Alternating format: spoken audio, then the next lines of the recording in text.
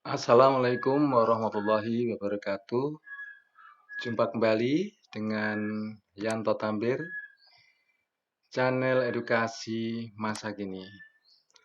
Kali ini saya akan memperkenalkan aplikasi Rapor Kurikulum Merdeka yang terbaru dari kami, yaitu V1123.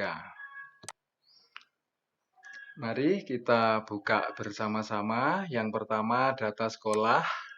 Ini kita tulis NPSN, NSS, alamat sekolah, dan lain sebagainya.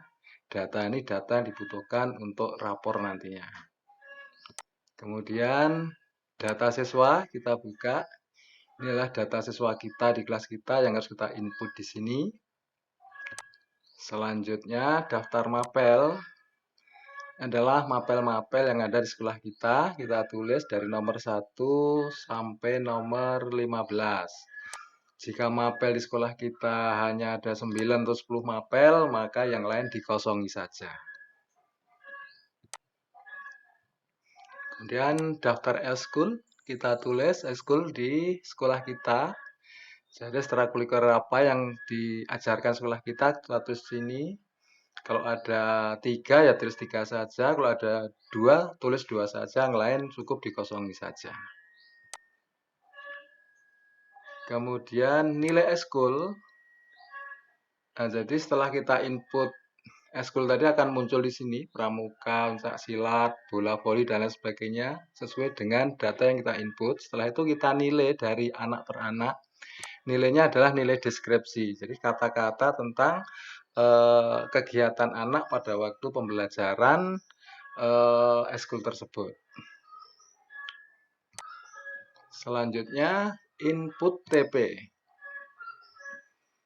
Input TP ini dari mata pelajaran PADB misalnya. Nah, PADB itu ada anak kita yang beragama Islam, ada Katolik, Kristen. Jadi tentu kita input TP-nya dulu. Jadi dari yang beragama Islam kita tulis TP agama Islam di sekolah kita atau di kelas kita. Dari nomor 1 saya sediakan sampai nomor 20. Jika hanya ada 8 atau 9, yang lain cukup dikosongi saja. Kemudian TP agama Katolik, TP agama Kristen, sampai Konghucu saya sediakan. Namun jika di sekolah kita, di kelas kita hanya ada 2 agama, Islam dan Kristen misalnya, berarti TP yang kita isi hanya TP Islam dan TP Kristen saja, yang lain cukup dikosongi saja.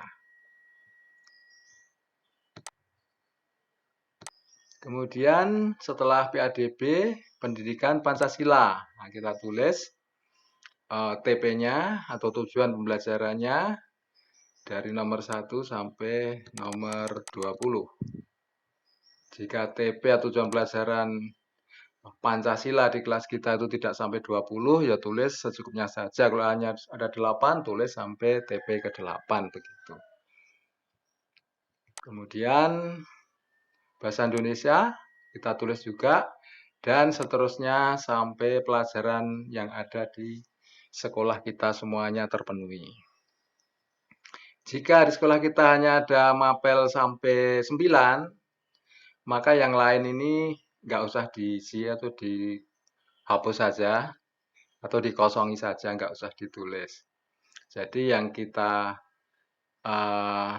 input TP-nya yang pelajaran yang diajarkan. Kemudian tidak boleh kita mengetik mapel di sini karena ini sudah terkonfirmasi ini dari TP yang kita input di awal. Nah, dari daftar mapel yang kita input di awal. Seperti ini daftar mapelnya, maka akan terkonfirmasi ke sana. Seandainya sinanya kita tulis sampai nomor 7 saja, yang lain kita hapus, maka di sana juga sampai nomor 7 yang harus kita isi TP-nya atau tujuan pembelajarannya. Kemudian input materi. Input materi dari pendidikan agama Islam juga. Kita lihat materi agama Islam. Ada berapa? Kita tulis di sini. Kemudian agama Katolik. kita input lingkup materinya, dan yang kita isi adalah hanya agama yang anak kita ada di kelas kita. Kalau hanya ada agama Islam dan Katolik, maka Islam dan Katolik saja yang kita input lingkup materinya. Yang lain karena tidak ada juga nggak usah diinput. Sampai semua selesai, baru kita masuk penilaian formatif. Materi sudah, kita langsung ke formatif. Formatif ini juga dari pendidikan agama dan berkerti. Jadi anak kita yang beragama Islam, kita input nilai dari formatifnya. Misalnya anak nomor 1 sudah kita nilai. Ini yang beragama Islam misalnya kan. Yang agama lain kita input, dia agama lain pula. Kemudian yang punya agama Katolik, maka kita input nilainya di sini.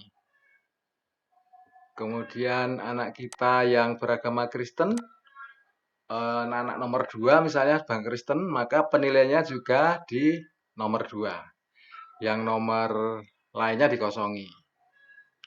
Kemudian anak kita yang beragama Hindu misalnya, anak kita beragama Hindu itu adalah anak kita yang nomor 3 atau nomor urut 3. Maka kita input nilai PADB-nya di pas nomor 3 ini. Dan seterusnya sampai agama yang ada di sekolah kita. Setelah itu Pancasila, itu semua anak sama entah agama apapun, karena nilai pelajaran Pancasila ini semua siswa sama, tidak membedakan agama. Kemudian bahasa Indonesia, kita input juga nilai formatifnya. Sampai semua mapel sudah diinput. Setelah formatif, kita langsung ke sumatif. Sumatif ini juga kita input dari agama dan berkerti. Ini sama semua agama, lingkup materi daripada penilaian sumatif. Jadi sumatif 1 atau materi 1, bab 1 setelah kita selesai, kita nilai. Kemudian materi 2 atau sumatif akhir lingkup materi yang kedua, ulangan, kita ambil nilai, masukkan nilainya, sampai sumatif yang terakhir. Setelah itu, nanti ada sumatif akhir semester, maka ditulis di sini, sumatif akhir semesternya. Kalau ada non-tesnya, tulis juga di sini. Kalau enggak, cukup di tesnya. Itu untuk sumatifnya. Kemudian rekap. Nah, rekapnya ini sudah otomatis masuk ke sini tanpa kita harus mengetik. Kemudian kita lihat rapor. Rapornya kita print juga berdasarkan agama siswa. Anak kita yang agama Katolik itu nomor 4 misalnya. Berarti kita klik di print agama Katolik, kemudian anak nomor 4 berarti klik yang nomor 4, baru nomor 4 baru di print. Kalau yang agama Katolik itu anak nomor berapa misalnya, anak nomor 5, berarti kita pilih anak nomor 5 langsung di print, itu yang beragama Katolik. Kemudian yang beragama Islam juga seperti itu. Yang agama Hindu dan seterusnya juga seperti itu. Sama kita print berdasarkan siswa. Kalau siswa semua kita agama Islam, jadi print di agama Islam ini. Pada dasarnya di setiap agama ini muncul nilai anak. Hanya saja di pelajaran PADB itu tidak muncul. Misalnya beragama Katolik itu anak nomor 5. Berarti yang muncul di kalau nomor 5, anak nomor 5 kita print di agama Islam, ya dia anak nomor 5 nggak akan muncul nilai PADB-nya. Kita lihat nilai PADB-nya kosong. Ya, nilai kosong karena di print di agama Islam, harus di print di agama yang ada di daftar siswa tadi agama apa anak kita. Kalau agama Katolik anak nomor 5, berarti nomor 5 berarti keluar agama nilai PADB-nya sini.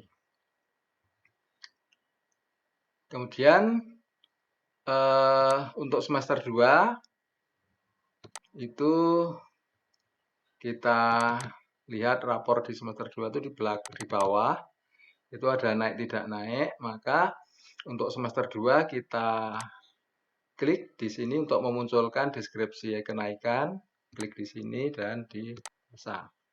Setelah itu kita tentukan nih naik atau tidak naik. Nah, maka kita tulis naik tidaknya di rekap, kita cari di rekap. Nah, di rekap ini diisi naik tidak naik. Nomor 1 misalnya naik kelas. Kelas misalnya nomor 1. Itu nomor 1 naik kelas. Kita lihat di rapornya. Anak nomor 1 tadi adalah, ini belum diisi karena nomor 5, nomor 1 tadi naik kelas. Anak nomor 2 tadi juga naik kelas, tidak naik kelas. Anak nomor 3, anak nomor 4 belum diisi. Nomor 5 juga belum diisi, nomor 6 juga belum diisi pada rekapnya. Kalau sudah diisi akan terkonfirmasi ke halaman ini. Demikian Bapak Ibu yang saya hormati, sekilas pengenalan aplikasi rapor V1123. Terima kasih. Assalamualaikum warahmatullahi wabarakatuh.